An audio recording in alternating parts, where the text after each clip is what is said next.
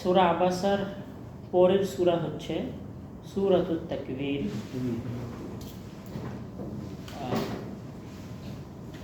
আমি আগেও একটা কথা বলেছিলাম যে সূরার নাম, সূরার মধ্যে যে ঘটনা বা যে শব্দ থাকে, মূল যে শব্দ বা যে শব্দ দিয়ে সূরা শুরু হয়, হয় সূরার ঘটনাকে কেন্দ্র করে সূরার নামকরণ হয়, অথবা সূরার মধ্যকার কোনো প্রসিদ্ধ শব্দকে কেন্দ্র করে কি হয়, সূরার নামকরণ। এটা হচ্ছে সূরাতুত তাকবীর।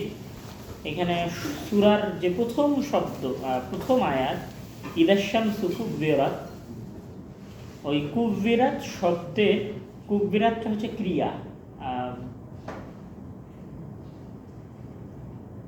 কুব্বিরাতটা হচ্ছে ক্রিয়া এবং কালের সংমিশ্রণে ফেল। আরবিতে ফেলের মাঝে দুটাই থাকে, ক্রিয়া এবং কাল দুটাই থাকে।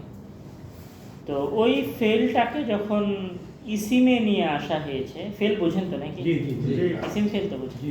ফেলকে যখন ইসিমে রূপান্তরিত করা হয়েছে তখন সেটা হয়ে গেছে তাকবীর, তখন সেটা কি হয়ে গেছে?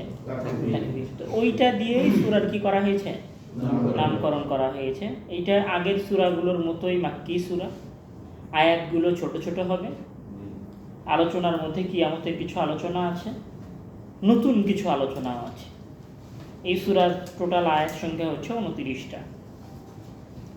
তো এই সূরাতে মহান আল্লাহ তাআলা, আমরা যদি বলি যে কয়েক অংশে আলোচনা করেছেন, তার মধ্যে প্রথম প্রায় 14 আয়াতে উনি কিয়ামতের কথা বলেছেন। তারপরে উনি আবার শপথ করেছেন 14 আয়াতের পরে। শপথ করে উনি রাসূল সাল্লাল্লাহু আলাইহি ওয়াসাল্লাম যে কোরআন নিয়ে এসেছেন, কোরআনের সত্যতার কথা বলেছেন। কোরআনের সত্যতার কথা বলার পরে একটা আম নাসিহা করেছেন। তো প্রথম অংশে মূলত আছে কিয়ামতের আলোচনা। তো সূরা শুরু করছেন মহান আল্লাহ তাআলা, আউযু বিল্লাহি মিনাশ শাইতানির রাজীম, বিসমিল্লাহির রহমানির রহিম। ইদাশ শামসু কুব্বিরাত ওয়া ইদান নুজুমু মুনকাদারাত ওয়া ইদাল জিবালু সুয়িরাত ওয়া ইদাল ইশারু উত্তিলাত ওয়া ইদাল উহুশু হুশিরাত ওয়া ইদাল বিহারু সুজ্জিরাত ওয়া ইদান নুফুসু যুব্বিজাত ওয়া ইদাল মাউউদাতু সুইলাত বিআইয়ি যামবিন কুতিলাত ওয়া ইদাস সুহুফু নুশিরাত ওয়া ইদাস সামাউ কুশিতাত ওয়া ইদাল জাহিমু সুইরাত ওয়া ইদাল জান্নাতু উজলিফাত আলিমাত নাফসুম মা আহদারাত। এই পুরো অংশ হচ্ছে কিসের আলোচনা? কিয়ামতের আলোচনা। তার মধ্যে প্রথম অংশে মহান আল্লাহ তাআলা বলছেন যে ইদাশ শামসু কুব্বিরাত, যখন সূর্যকে গুটিয়ে নেওয়া হবে।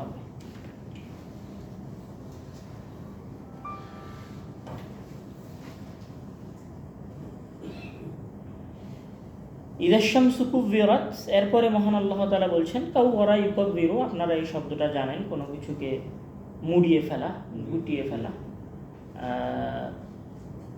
বইয়ের পৃষ্ঠাকে এইরকম করে যে মোড়ানো হয়, ভাঁজ করা, এটাকে মূলত বলা হয় কুব্বিরাত। ইদাশ শামসু কুব্বিরাত, যখন আসমানকে গুটিয়ে ফেলা হবে। তারপরের অংশ কি বলছেন? ওয়া ইদান নুজুমু মুনকাদারাত, ওয়া ইদান নুজুম, নাজমুনের বহু বচন হচ্ছে নুজুম মানে তারকা, আর ইনকাদারা মানে আলোহীন হয়ে যাওয়া। আসলে চাঁদের, তারকার আলোগুলো কোথায় থেকে আসে? সূর্যের আলো থেকে আসে। তো সূর্যকে যখন মুড়িয়ে ফেলা হয়েছে তখন তার সূর্যের আলো নাই। ওয়া ইদান নুজুমু মুনকাদারাত, তখন তারকাগুলো কি হয়ে গেছে? আলোহীন হয়ে গেছে। এবং এই তারকাগুলো আলোহীন হওয়ার পরে খসে খসে পড়তে থাকবে। মহান আল্লাহ তাআলা অন্য আয়াতে বলেছেন যে ফাইদান নুজুমু তুমিসাত, তামাসা মানে কোনো কিছুকে ছিনিয়ে ফেলা, কোনো কিছু থেকে কোনো কিছু ছিনিয়ে নেওয়া বা মিটিয়ে দেওয়া। তো বলছেন যে ওয়াইদান নুজুমু তুমিসাত, মানে যখন তারকাগুলোকে পূর্ণরূপে কি করা হবে? আলোহীন করে দেওয়া হবে। আরও অন্য এক আয়াতে বলেছেন এই তুমিসাত শব্দের ব্যাখ্যা, তুমিসাত না, ইনকাদারাত শব্দের ব্যাখ্যা, যে ওয়াইদাল কাওয়াকিবু ইনতাহারাত, মানে আলোহীন হয়ে যাওয়ার পরে এই তারকাগুলো ছিন্ন বিচ্ছিন্ন হয়ে পড়া শুরু করবে। মানে এগুলো এখন ছিন্ন বিচ্ছিন্ন হয়ে কি পড়বে? জমিনের উপরে পড়বে। ওয়াইদাল কাওয়াকিবু ইনতাসারাত, এই বিশাল বিশাল তারকারাজি, গ্রহ উপগ্রহ গ্যালাক্সি যা কিছু আছে সব কিছু খসে খসে জমিনের উপরে পড়তে থাকবে। তার প্রথম খসে পড়ার আগের স্তর হচ্ছে কি, যে তারকাগুলো আলোহীন হবে। আর আলোহীন হবে আগে সূর্যকে কি করা হবে, গুটিয়ে নেওয়া হবে, সূর্যের আলোকে নষ্ট করে দেওয়া হবে।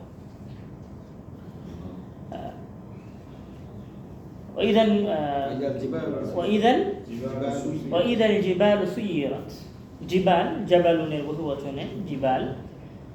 আসলে এখানে এই সূরার অর্থটা বোঝার জন্য আপনাকে আগে একটা জিনিস বুঝতে হবে, যে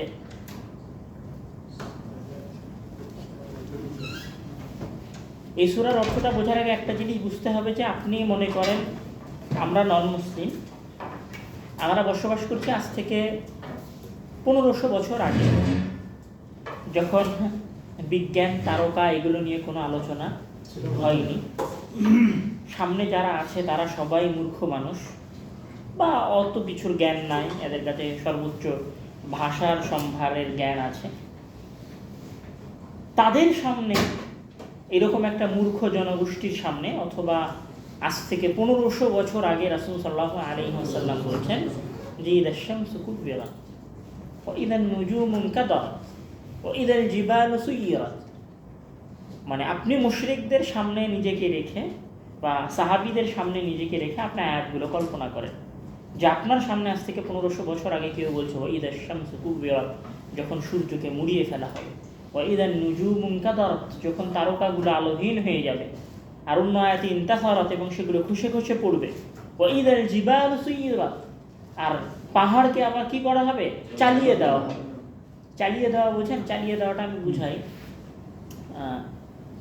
পাতলা ওই আগের যুগে, মানে আগে বলতে আজ থেকে 10-15 বছর আগে, ওই হাড়ি ভেঙে হাড়ির তলানিগুলো পানির উপরে মারতো এইভাবে ছেড়ে দিল, তো হ্যাঁ, তখন ওটা ছাড় করে পানির উপরে চলে যেত। হ্যাঁ, তো ওটাই হচ্ছে সুইরাত। তো মহান আল্লাহ তাআলা পাহাড়কে এইভাবে জমিনের উপরে কি করে দিবেন, চালিয়ে দিবেন। তো একদিকে এই আয়াতটা কল্পনা করার আগে, ওয়াইদাল জিবাল সুইরাতের আগে আপনি চলে যান সূরা নাবায়। সূরা নাবার মধ্যে আল্লাহ তাআলা কি বলেছেন, ওয়াল জিবালা আওতাদা, ওয়াল জিবালা আওতাদা, মানে আমরা পাহাড়কে কি করে দিয়েছি, পেরেক করে দিয়েছি। তো ওখানে রাসূল সাল্লাল্লাহু আলাইহি ওয়াসাল্লাম বলেছেন মুশরিকদের সামনে যে পাহাড়কে আল্লাহ তাআলা পেরেক করে দিয়েছেন এই জমিনের জন্য, যেন এই জমিন নড়াচড়া না করে স্থিতিশীল থাকে।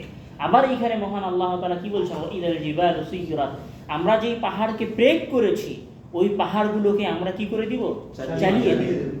তো মহান আল্লাহ তাআলা অন্য আয়াতে বলছেন যে ইয়াসআলুনাকা আনিল জিবাল ফাকুল ইয়ামসিফুহা রাব্বি নাসফা ফায়াযারুহা কাআন সাফসাফা, পাহাড়গুলোকে চালিয়ে দিয়ে কি করব। মানে ওই আয়াতে মহান আল্লাহ তাআলা বলছেন যে ইয়াসআলুনাকা আনিল জিবাল, তারা আপনাকে পাহাড় সম্পর্কে জিজ্ঞাসা করে যে পাহাড়গুলো কি, এগুলো দিয়ে কি হয়, তোমার আল্লাহ এগুলো সৃষ্টি করেছে, তো এগুলোর কারণ কি বলো। তো এগুলোর একটা কারণ তো এগুলো দিয়ে জমিনকে স্থিতিশীল রাখা হয়েছে ব্রেক করার মাধ্যমে। আর একটা কারণ কি, আর একটা কারণ হচ্ছে যে ফাকুল ইয়ামসিফুহা রাব্বি নাসফা, কিয়ামতের দিন একটা পাহাড়কে মহান আল্লাহ তাআলা আরেকটা পাহাড়ের সাথে কি করবেন, ধাক্কা দিবেন, বাড়ি মারবেন, ফায়াদারুহা কাআন সাফসাফা, আর এগুলো সব জমিনে মিলিয়ে একদম সমান হয়ে যাবে। ওয়ালা তারা ফিহা ইওয়াজাম ওয়ালা আমতা, আর আপনি যখন এই পাহাড়গুলো একটার সাথে আরেকটা বাড়ি খেয়ে ধুলায় ধূসরিত হয়ে যখন সমান হয়ে যাবে, তখন আপনি কি দেখতে পাবেন না, কোথাও উঁচা নিচা কোনো কিছু দেখতে পাবেন না।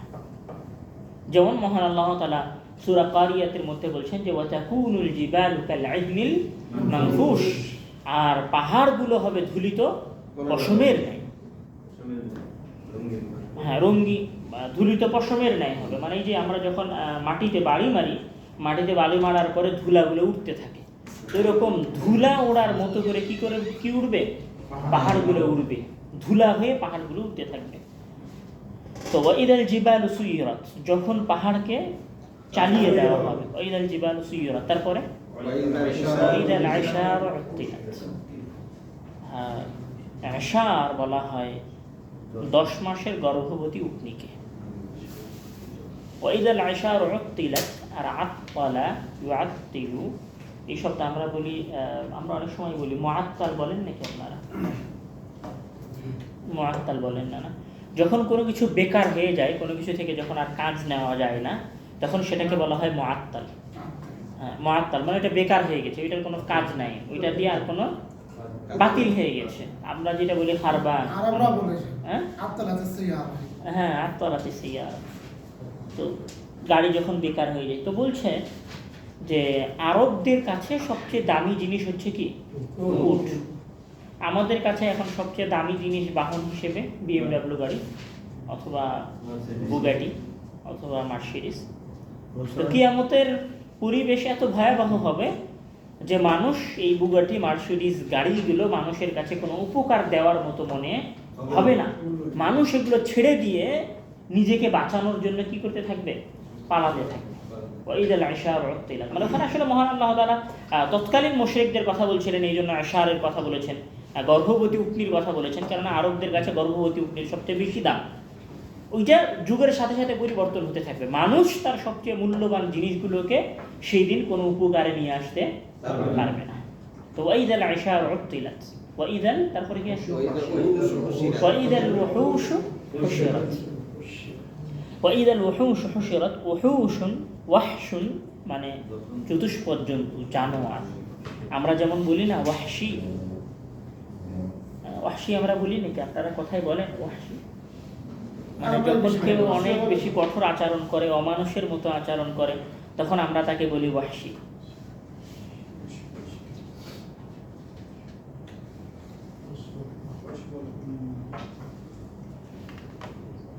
বলছেন ওয়াইদাল ওহুশ হুশিরাত, আর যখন এই চতুষ্পদ জানোয়ার এবং জন্তুকে হুশিরাত কি করা হবে, একত্রিত করা হবে। এইখানে মহান আল্লাহ তাআলার আদলের কথা আছে। রাসূল সাল্লাল্লাহু আলাইহি ওয়াসাল্লাম বলছেন, মুসলিমের হাদিস, যে আন আবি হুরায়রা রাদিয়াল্লাহু তাআলা আনহু قال قال رسول الله صلى الله عليه وسلم لا تؤدن الحقوق الى اهلها يوم القيامه حتى يقاد للشاة الجلحاء من الشاة القرناء।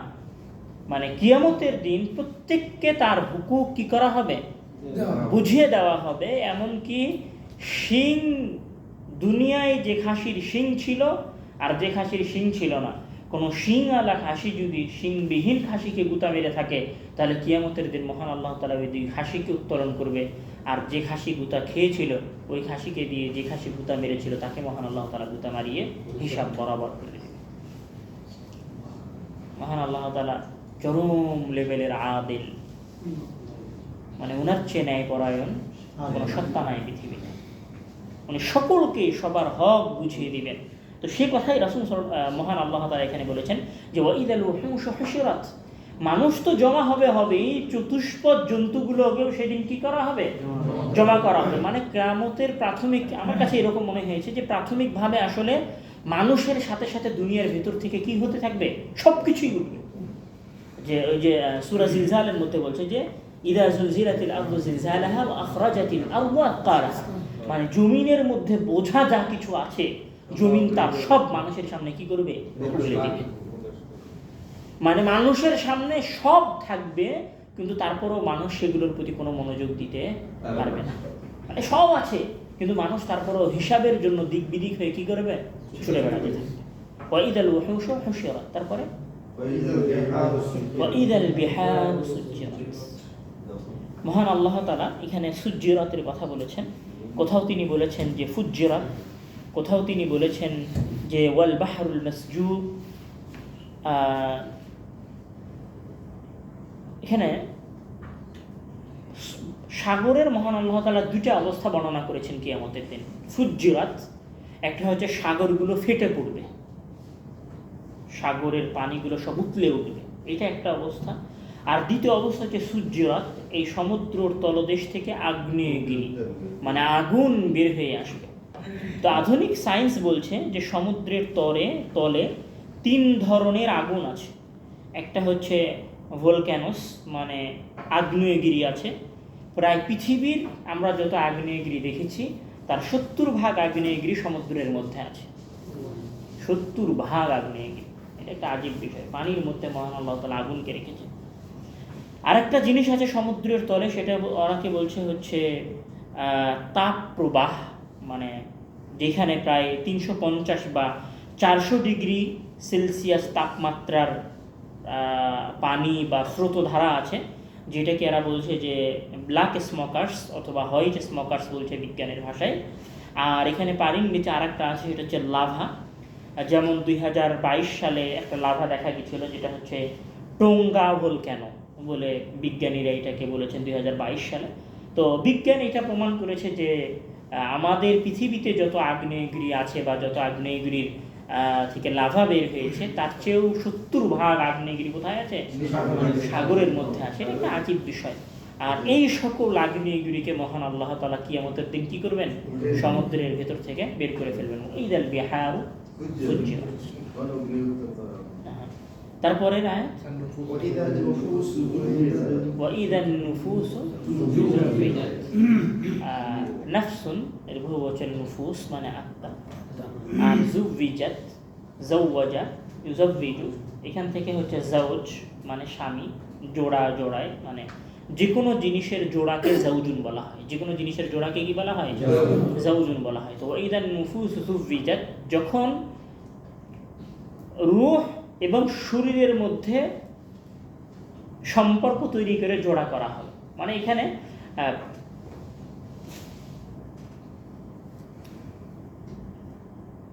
আসমান মহান আল্লাহ তাআলা সূর্যকে মুড়িয়ে ফেলবে, তারকাগুলো আলোহীন হয়ে যাবে। এইরকম একটা পর্যায়ে মানুষকে রূহ দেওয়া হবে। মানুষকে রূহ দেওয়ার পরে মানুষ জমিন থেকে উঠবে। তো এই যে রূহ দেওয়ার আয়াতটা মহান আল্লাহ তাআলা বর্ণনা করেছেন ওয়াইদান নুফুসু যুফিজাত, মানে মানুষের রূহ এবং মানুষের শরীর সব জোড়ায় জোড়ায় কি হবে? বের হবে। মানে মানুষের শরীরের মধ্যে মানুষের কি রূহ কি করবে?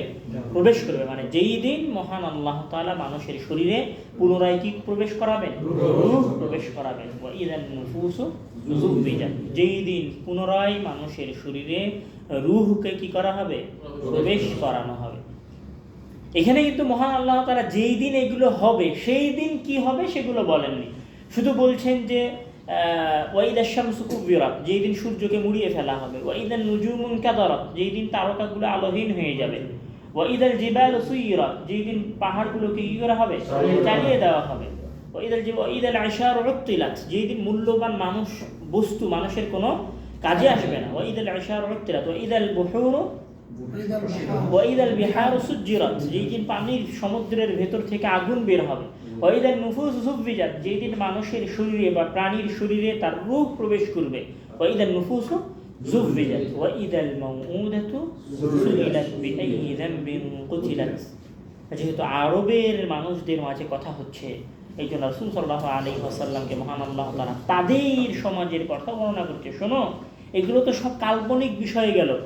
তোমরা তোমাদের যে সমস্ত মেয়েগুলোকে জীবন্ত হত্যা করেছো, ওয়াইদাল মাউউদাতু সুইলাত, আর যেই দিন মাউউদাহ মানে এমন বাচ্চা যাকে জীবন্ত মাটিতে পুঁতে দেওয়া হয়েছে, ওয়াইদাল মাউউদাতু সুইলাত, আর যেই দিন জীবন্ত পুঁতে দেওয়া কন্যা সন্তানকে জিজ্ঞাসা করা হবে বিআইয়ি যামবিন কুতিলাত, যে কোন গুনাহের কারণে তোমাকে কি করা হয়েছে?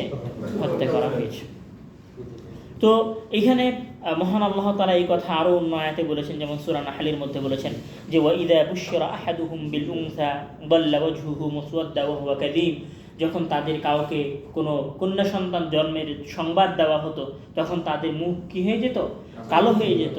ইয়াতাওয়ারা মিনাল কওমি মিন সু, তারা মানুষজনের কাছ থেকে লুকানোর চেষ্টা করত। এটা ছিল তাদের পরিবেশ। মানে যেহেতু কোরআন মক্কার কুরাইশদের সমাজের অবস্থার উপরে নাজিল হচ্ছে, তখন মহান আল্লাহ তাআলা ওই ঘটনাটাও কি করেছেন? বর্ণনা করেছেন যে তোমরা তোমাদের যে জীবন্ত কন্যাকে মাটিতে কি করেছো? পুঁতে দিয়েছো, সেইটার কথাও কি করা হবে? জিজ্ঞাসা করা হবে। এইটার বিপরীতে আবার রাসূল সাল্লাল্লাহু আলাইহি ওয়াসাল্লাম একটা কথা বলেছেন যে মান আলা জারিয়াতাইনি হাত্তা তাবলুগা জাআ ইয়াউমাল কিয়ামাতি আনা ওয়া হুয়া ওয়া দাম্মা বাইনা আসাবিহি, রাওয়া মুসলিমের হাদিস, যে রাসূল সাল্লাল্লাহু আলাইহি ওয়াসাল্লাম বলেছেন মান আলা জারিয়াতাইন, যে তার দুইজন কন্যা সন্তানের লালন পালন করলো হাত্তা তাবলুগা, তাদের পূর্ণ বয়স্ক মানে বিবাহ দেওয়া পর্যন্ত, তো কিয়ামতের দিন আমি এবং সে এভাবে থাকবো, মানে পাশাপাশি থাকবো। তো একদিকে তারা কন্যা সন্তানকে জীবিত পুঁতে দিত, আর এটা ছিল ইসলামের আদর্শ। রাসূল সাল্লাল্লাহু আলাইহি ওয়াসাল্লাম অন্য হাদিসে বলছেন যে মানুবতুলিয়া মিন হাদিহিল বানাতি বিশাইইন ফাহসিন ইলাইহিন্না কুন্না লাহু সিতরাম মিনান নার, আর এই কন্যা সন্তানগুলো কিয়ামতের দিন জাহান্নামের আগুন থেকে পর্দা হবে, ঢাল হবে। এই কথা রাসূল সাল্লাল্লাহু আলাইহি ওয়াসাল্লাম বলেছেন। এরপরের আয়াত কি? ওয়া ইযাল মাউউদাতু সুইলাত বিআইয়ি যামবিন কুতিলাত وإذا السماء كشطت وإذا السماء وإذا الصحف نشرت সুহুফুন এটা সাহিফাতুনের বহুবচন, মানে আমলনামা, যে কোনো ধরনের বই কাগজকে সুহুফ বলা হয়। আসলে মানে বাস্তবেই সাহিফা মানে এই যে আমাদের যে বই বা যে কাগজ যে খাতা, এটাকে কি বলা হয়? সাহিফা বলা হয়। তো বাস্তবতা এত ভয়ঙ্কর হবে যে মানুষের হাতে আসলেই মহান আল্লাহ তাআলা কি ধরাই দিবেন? কাগজ ধরাই দিবেন। আমল নামা না, আমি বলি রশিদ ধরাই দিবে, ভাউচার ধরাই দেবে। এই যে তোমার ভাউচার। হ্যাঁ, فأما من أوتي كتابه তার কিতাব, তার বই তার ডান হাতে দেওয়া হলো, আর فأما من أوتي كتابه بشماله যার আমলনামা তার বাম হাতে দেওয়া হলো। কোথাও মহান আল্লাহ তাআলা আবার বলেছেন যার আমলনামা তার পিছন দিক দিয়ে দেওয়া হলো। এখানে মহান আল্লাহ তাআলা ওয়াইদা সুহুফ নুশিরাত বলেছেন, কোথাও বলেছেন কিতাবাম মারকুমা, কোথাও বলেছেন যে কিতাবান ইয়ালকাহু মানশুরা, কোথাও তিনি বলেছেন যে উদিআল কিতাব ফাতারাল মুজরিমিনা মুশফিকিনা মিম্মা ফিহি। মহান আল্লাহ তাআলা এই কিতাব দেওয়ার অনেকগুলো, প্রায় অন্তত 7-8 জায়গায় কিতাব দেওয়ার দৃশ্যের কথা বর্ণনা করেছেন। তো এই সুহুফ নুশিরাত, আর যেই দিন মানুষকে তার আমলনামা দিয়ে দেওয়া হবে, মানে বাস্তবেই মানুষের হাতে তাদের খাতা ধরিয়ে দেওয়া হবে। এগুলো সব কিয়ামতের কিন্তু দৃশ্য। ওয়াইদা সুহুফ নুশিরাত, তারপরে ওয়াইদা সামা কুশিতাত। কুশিতাত বলতে, কুশিতাত মানে কি বোঝায়? কুশিতাত মানে বোঝায় কোনো প্রাণীকে জবাই করার পরে প্রাণীর শরীর থেকে যখন চামড়া ছিলে নেওয়া হয় তখন সেটাকে কি বলা হয়? কুশিতাত বলা হয়। এখানে ইমাম তাবারি রাহিমাহুল্লাহ বলছেন যে কুশিতাত মানে সূর্যকে তার জায়গা থেকে ঘটিয়ে ফেলা হবে, মানে আসমানকে। ওয়াইদা সামা কুশিতাত মানে আসমানের ওপরের যে পর্দা আছে সেই পর্দাগুলো কি করা হবে? ঘটিয়ে ফেলা হবে। ওয়া উজিলা সিতরুহা ফাতাযহুরু হাকায়েক। ইমাম তাবারি রাহিমাহুল্লাহ বলছেন যে আসমানের পর্দাগুলো হটিয়ে ফেলা হবে আর আসমানের আসল দৃশ্য মানুষের সামনে প্রকাশ পাবে। কোথাও মহান আল্লাহ তাআলা বলছেন যে ওয়াইদা সামাউ ফাতারাত, আর যখন আসমানগুলো খণ্ড বিখণ্ড হয়ে যাবে। ওয়া তা'রুজুল মালাইকাতু ওয়ার রূহ, বা অন্য আয়াতে বলেছেন যে ওয়াল মালাইকাতু সাফফা সাফফা, কি জানো কোরআনটা? ওয়া জাআ রাব্বুকা ওয়াল মালাকু সাফফা সাফফা, আর যেই দিন ফেরেশতারা এবং আপনার রব ওই আসমান দিয়ে আসবেন, মানে আসমানের উপরের যে পর্দা আছে, মানে মানুষ আসমানকে দেখতে মাঝখানের যে বাধাগুলো আছে, যে দরজাগুলো, যে জিনিসগুলো আছে, সেগুলো সব আল্লাহ তাআলা কি করে ফেলবেন? ঘটিয়ে ফেলবেন, সরিয়ে ফেলবেন। তারপরে আসমান কি হয়ে যাবে? খণ্ড বিখণ্ড হয়ে যাবে। আর এই খণ্ড বিখণ্ড আসমানের ভেতর দিয়ে দলে দলে কারা বের হতে থাকবে? ফেরেশতারা বের হতে থাকবে। আর একটা আয়াত আছে যে ওয়াফুতিহাতিস সামাউ ফাকানাত আবওয়াবা, মানে আসমানকে কি করে দেওয়া হবে? দরজা দরজা করে দেওয়া হবে। পুরো আসমান দরজা দরজা হয়ে যাবে, আর সেই দরজা দরজা দিয়ে কারা আসতে থাকবে? ফেরেশতা এবং আল্লাহ তাআলা আসতে থাকবে, আর মানুষ এই দৃশ্য দেখতে পাবে। মানুষ,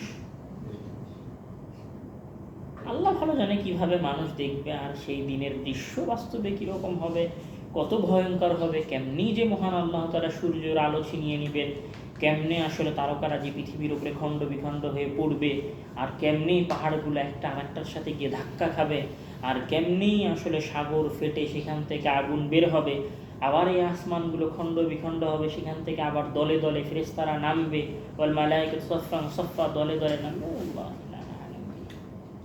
কিন্তু বাস্তবতা এইটাই, মানে মানুষের ধারণার বাইরে, মানুষ এটা কল্পনা করতে পারবে না, মানুষের পক্ষে এটা কল্পনা করাও সম্ভব নয়। ওয়াইদা সামাউ কুশিতাত, তারপরে ওয়াইদাল জাহিমু সুইরাত ওয়াইদাল জান্নাতু উযলিফাত। এখানে মহান আল্লাহ তাআলা বলেছেন যে ওয়াইদাল জাহিমু সুইরাত, আর যখন জাহান্নামকে সাআরা, ইউসাইরু মানে জাহান্নামকে প্রজ্বলিত করা হবে। জাহান্নামকে প্রজ্বলিত করার আগে জাহান্নামকে আনা হবে, মানে মানুষের সামনে ওই যে আপনারা যে হাদিসটা পড়েছেন যে 70,000 লাগাম এবং প্রত্যেক লাগামে 70,000 ফেরেশতা, তারা সবাই মিলে কি করবে, জাহান্নামকে টেনে বের করে নিয়ে আসবে। তো এই আয়াতটা কিন্তু মহান আল্লাহ তাআলা সূরা নাজিয়ার মধ্যে বলেছেন, অবুরিজাতিল জাহিম লিমান ইয়ারা, আর সেই দিন জাহান্নাম কি করা হবে, টেনে বের করা হবে, বের করে নিয়ে আসা হবে। তো এখানে উনি আর বের করে নিয়ে আসার কথা বলেননি, শুধু কি বলেছেন, ইদাল জাহিম সুইরাত, আর যেই দিন জাহান্নামের আগুনগুলোকে নতুন করে কি করা হবে, জ্বালানো হবে। মানে ও তো জ্বলতেই থাকবে, কিন্তু যখন মানুষের সামনে হাজির করা হবে তখন ওকে আরো কি করা হবে, আরো জ্বালানো হবে, মানুষ দূর থেকে দেখতে পাবে জাহান্নামের আগুন। আর তারপরে মহান আল্লাহ তাআলা বলছেন যে ওয়াইদাল জান্নাতু উজলিফাত, আজলাফা জুলফা মানে কোনো কিছুকে নিকটে নিয়ে আসা, ওয়াইদাল জান্নাতু উজলিফাত, আর যেই দিন জান্নাতকে কি করা হবে, মানুষের নিকটে নিয়ে আসা হবে। তো জাহান্নামকে যেহেতু উপস্থিত করার কথা আগে চলে গেছে, ওই জন্য এখানে জাহান্নামকে উপস্থিত করার কথা মহান আল্লাহ তাআলা বলেননি, শুধু কি বলেছেন যে জাহান্নামে আগুন জ্বালানো হবে। ওয়াইদাল জান্নাতু উজলিফাত, আর জান্নাতকে মানুষের সামনে কি করা হবে, পেশ করা হবে, টেনে নিয়ে আসা হবে। ওয়াইদাল জান্নাতু উজলিফাত আলিমাত নাফসুন মা আহদারাত, আর সেই দিন মানুষ জেনে যাবে যে সে কি আমলনামা, প্রত্যেক, শুধু মানুষ না, প্রত্যেক আত্মা, প্রত্যেক নাফস, যার ভেতরে রূহ আছে, সবাই জানবে যে সে কি কাজ করেছে এবং কি কাজ সে দুনিয়াতে করেছিল এবং কি হিসাব বা কি প্রতিদান বা তার কাজের কোন নেকি আর কোন পাপ সে আখিরাতের জন্য জমা করেছে, সে তার সবই কিভাবে দেখতে পাবে। এতদূর ছিল জাহান্নামের আলোচনা, কিয়ামতের আলোচনা। প্রথম 14টা আয়াতে মহান আল্লাহ তাআলা কিসের আলোচনা করেছেন, কিয়ামতের আলোচনা।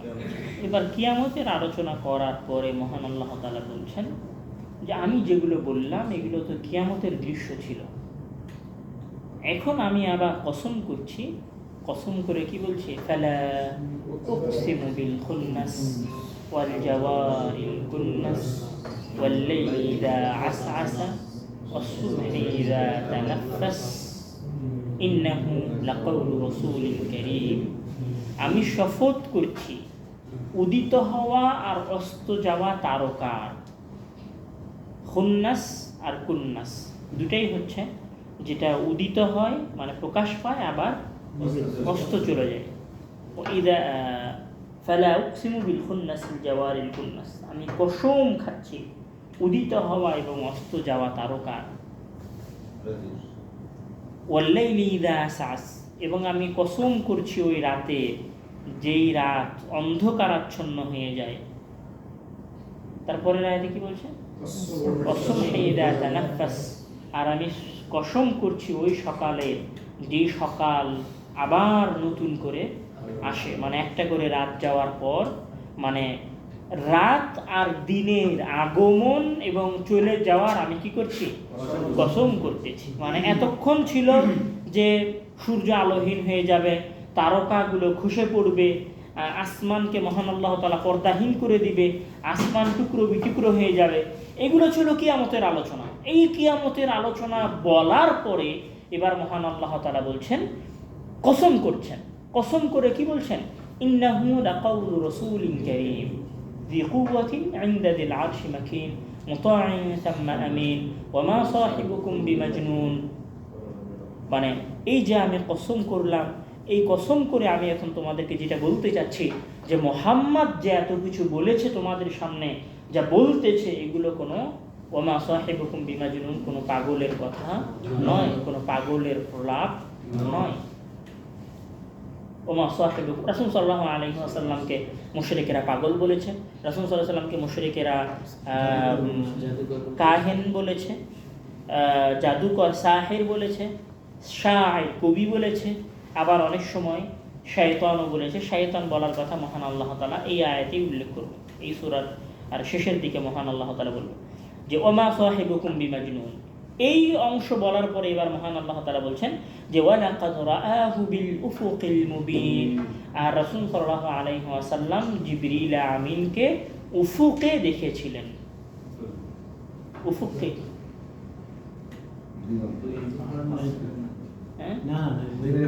দিগন্ত, শূন্যের উপরে হ্যাঁ, রাসূল সাল্লাল্লাহু আলাইহি ওয়াসাল্লাম জিবরিল আমিনকে 2 বার দেখেছিলেন।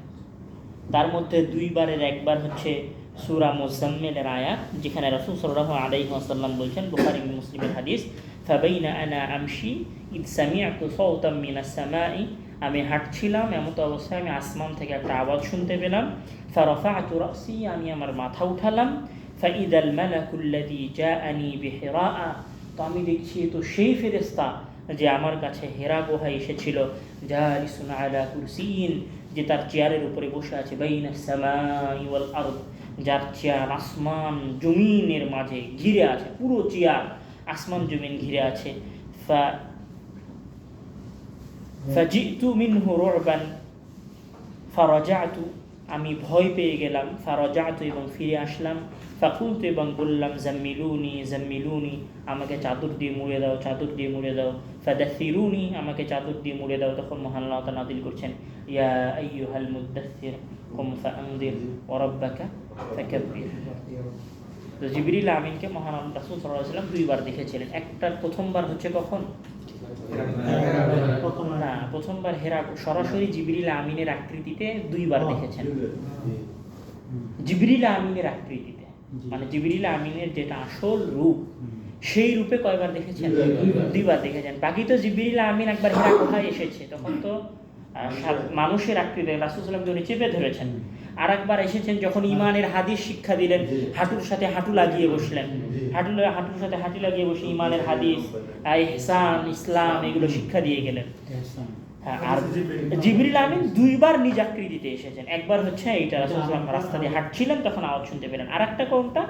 আর একটা হচ্ছে যে ওয়ালাকাদ রাআহু নাজলাতান উখরা ইনদা সিদরাতিল মুনতাহা ইনদাহা জান্নাতুল মাওয়া ইয ইয়াগশাস সিদরাতা মা ইয়াগশা ওয়ালাকাদ রাআহু নাজলাতান উখরা। সূরা নাজমের মধ্যে মহান আল্লাহ তাআলা এই কথা বলেছেন যে এই সময় উনি রাসূল সাল্লাল্লাহু আলাইহি ওয়াসাল্লাম সিদরাতুল মুনতাহায় রাসূল সাল্লাল্লাহু আলাইহি ওয়াসাল্লাম জিবরিল আমিনকে তার স্ব আকৃতিতে 2য় বার দেখেছিলেন।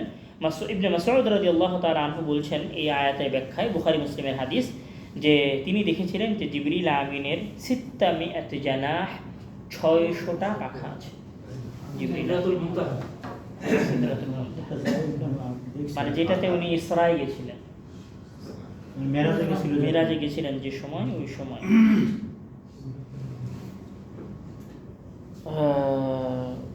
এখন জিবরিল আমিন যদি এত বড় হন আর ওনার যদি এত বিশাল আকৃতি হয়, ওনার চেয়ার যদি আসমান এবং জমিনের মাঝে ব্যক্ত থাকে, তাহলে ওনার যিনি সৃষ্টিকর্তা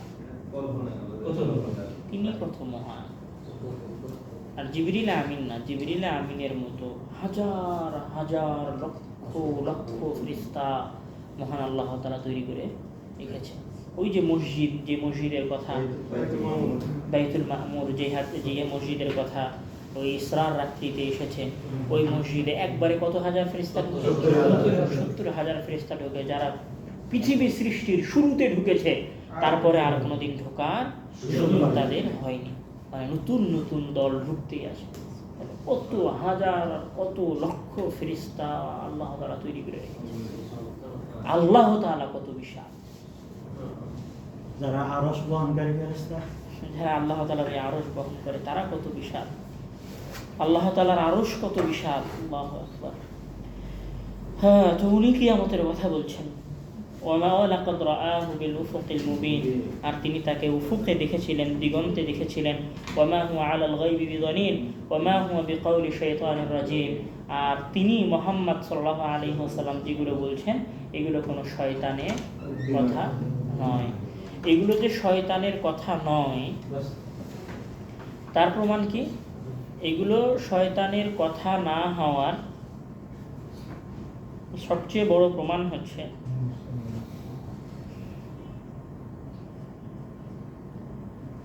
প্রথম কথা হচ্ছে যে রাসূল সাল্লাল্লাহু আলাইহি ওয়াসাল্লামকে জাদুকর বলা হয়েছিল, কিন্তু রাসূল সাল্লাল্লাহু আলাইহি ওয়াসাল্লাম জাদুকর নন। রাসূল সাল্লাল্লাহু আলাইহি ওয়াসাল্লাম জাদুকর নন এই কারণে যে জাদুকরের পক্ষে রাসূল সাল্লাল্লাহু আলাইহি ওয়াসাল্লাম যে ভবিষ্যৎবাণীগুলো করেছেন বা কিয়ামতের যে বর্ণনা দিয়েছেন, সেই বর্ণনাগুলো দেওয়া সম্ভব নয়। এটা হচ্ছে প্রথম কথা। দ্বিতীয় কথা হচ্ছে যে জাদুকর নন এই কারণে যে তৎকালীনের সময়ের অনেক বড় বড় আদিব যারা রাসূলের কথা শুনেছেন তারা এটা বলেছেন যে এটা কোনো জাদুকর বা কোনো শায়ের কথা বা কোনো কবির বা সাহিত্যিকের কথা হতে পারে না, কেননা আমরা অনেক সাহিত্য শুনেছি তাদের কথা এরকম ছিল না। এটা শয়তানের কথা নয়, তার প্রমাণ হচ্ছে যে শয়তান মানুষকে খারাপ কাজের দিকে ডাকে, আর কোরআনের আয়াতে মানুষকে কিসের দিকে ডাকা হয়েছে? ভালোর দিকে ডাকা হয়েছে, কল্যাণের দিকে ডাকা হয়েছে। তো এখানে এগুলো শয়তানের কথা না। তো মহান আল্লাহ তাআলা এরপরে বলছেন যে ফাআইনা তাযহাবুন, তোমরা কোথায় যাবে বা কোথায় যাচ্ছ, তোমাদের গন্তব্য কোথায়? ইন হুয়া ইল্লা যিকরুল লিল আলামিন, নিশ্চয় এই কোরআন হচ্ছে আল্লাহর পক্ষ থেকে উপদেশ বিশ্ববাসীর জন্য। লিমান শাআ মিনকুম আন ইস্তাকিম, তোমাদের যে চায় সে যেন সঠিক পথে চলে। ওয়া মা তাশাউনা ইল্লা আন ইয়াশা আল্লাহু রাব্বুল আলামিন, তবে তোমরা যা চাও তার কিছুই হয় না, বরং আল্লাহ তাআলা যা চান সেইটাই হয়। আচ্ছা, এখানে সমস্যা হচ্ছে যে লিমান শাআ মিনকুম আন ইস্তাকিম, এ কথা বললেন যে তোমাদের মধ্যে কেউ যদি হেদায়েত চায় তাহলে সে যেন হেদায়েত হয়, মানে যে চায় সে যেন হেদায়েতটা নেয়। তারপরে আবার মহান আল্লাহ তাআলা বলছেন তোমরা যেটা চাও সেটা হয় না, বরং আল্লাহ তাআলা যেটা চান সেটাই হয়। এটার মানে কি? আমরা যেটা ভালো মনে করি এটা আমাদের দৃষ্টিতে এটা ভালো, কিন্তু আল্লাহ জানেন এই বিষয়ে। এরকম এটার প্রথম কথা হচ্ছে যে আল্লাহ তাআলা আপনাকে আপনার ইচ্ছার এবং আপনার জীবনের পূর্ণ কর্তৃত্ব দান করেছেন।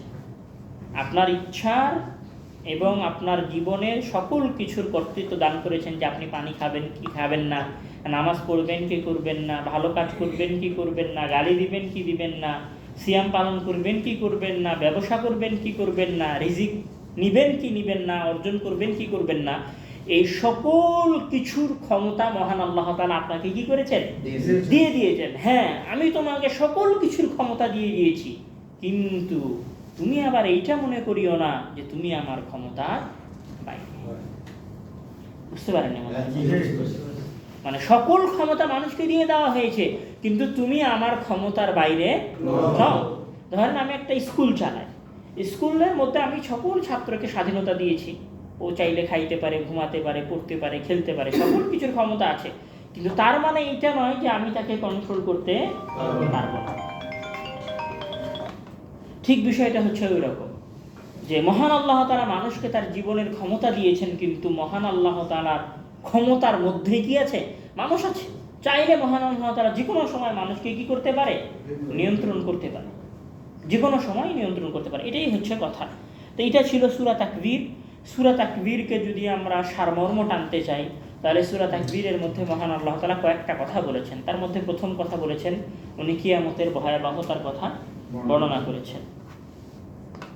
তারপরে উনি দ্বিতীয় কথা বলেছেন, সেটা হচ্ছে যে কোরআন যে রাসূল সাল্লাল্লাহু আল্লাহ তাআলার বাণী, উনি সেইটার দিকে কি করেছেন? ইশারা করেছেন। তৃতীয় কথা বলেছেন যে কোরআন যে শয়তানের বাণী নয় এবং কোনো পাগলের বাণী নয়, সেটাও উনি কি করেছেন? স্পষ্ট করেছেন। চতুর্থ যে কথা বলেছেন সেটা হচ্ছে যে মহান রাসূল সাল্লাল্লাহু আলাইহি ওয়াসাল্লাম জিবরিল আমিনকে, মানে যিনি ওহী নিয়ে এসেছেন, তাকে সরাসরি দেখেছেন, দুইবার দেখেছেন। এই কথাগুলো বলার পরের কথা হচ্ছে, শোনো, আমি তোমাদের সামনে কিয়ামতের ভয়াবহতার কথাও বললাম, আমি তোমাদের সামনে কসমও করলাম, আমি তোমাদের সামনে এটাও বললাম যে রাসূল সত্যবাদী, আমি তোমাদের সামনে এটাও বললাম যে রাসূল মিথ্যা বলে না, আমি তোমাদের সামনে এটাও বললাম যে রাসূল জিবরিল আমিনকে দেখেছে। এত কথার উদ্দেশ্যটা কি? এত কথার উদ্দেশ্য হচ্ছে যে ফাআইনা তাযহাবুন, তোমাদের কোথাও যাওয়ার কোনো জায়গা নাই, তোমাদের একটাই জায়গা আছে, সেটা হচ্ছে কোরআন থেকে উপদেশ গ্রহণ করা, আইয়াস্তাকিম, এবং সঠিক পথে চলা। যদি সঠিক পথে নাও চলো, তাও তোমরা আমার ক্ষমতা এবং কর্তৃত্বের কি আছো?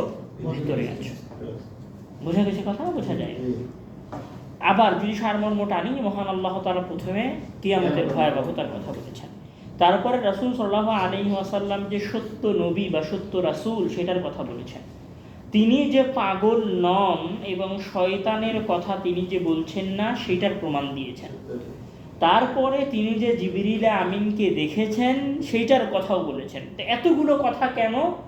এতগুলো কথা হচ্ছে যে তোমাদের আমার বাইরে যাওয়ার কোনো অপশন নাই।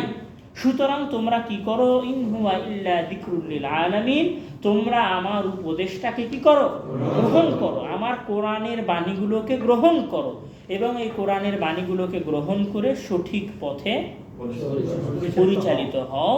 কেননা জেনে রাখো যে এইখানে যা মহান আল্লাহ তাআলা চান তাই হবে, মহান আল্লাহ তাআলা যা চান তাই হবে। মানে তুমি যদি হেদায়েতের পথে চাওয়ার চেষ্টা করো তাহলে মহান আল্লাহ তাআলার চাওয়ার বাইরে যেহেতু কিছু হয় না, তুমি হেদায়েতের পথে চলতে চাইলে মহান আল্লাহ তাআলাও কি চাইতে পারে যে ঠিক আছে আমার বান্দারা হেদায়েতের পথে চলুক। যেমন মহান রাসূল সাল্লাল্লাহু আলাইহি ওয়াসাল্লাম বলছেন যে আনা ইনদা যান্নি আবদি বি, মানে আমার বান্দা আমার বিষয়ে যেরকম ধারণা করে আমি ঠিক সেই রকম। আমার বান্দা যদি মনে করে যে আমি সঠিক পথে চলতে চাচ্ছি তাহলে আল্লাহ যেন আমাকে সঠিক পথে চলায়, ঠিক আছে তাহলে আমার চাওয়া কি, আমার চাওয়া এটাই যে তুমি সঠিক পথে চলো।